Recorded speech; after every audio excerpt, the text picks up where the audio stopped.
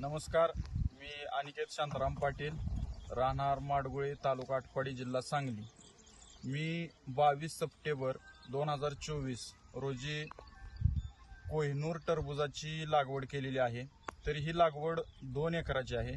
2 एकरामध्ये माझे साधारण 13,500 रोपं बसलेली आहेत। यामध्ये मी खरबूज लागवडीपासून MXB ॲग्रो प्रायव्हेट लिमिटेड या कंपनीचे मार्गदर्शन घेतलेले आहे।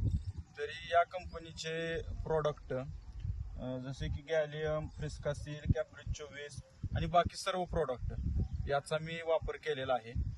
त्यामध्ये त्यांचे मायक्रोन्यूट्रिएंट एक्सचेंजर, मॉंग्रेल, पुक्का जेम्स, पुक्का बोरॉन, पुक्का कॅल्शियम याचाही बऱ्यापैकी वापर केलेला आहे।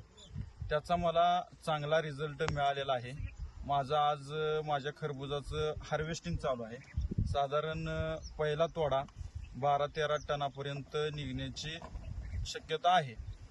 तरी मी या MXB ॲग्रो प्रायव्हेट लिमिटेड कंपनीच्या मार्गदर्शनात अतिशय समाधानी आहे।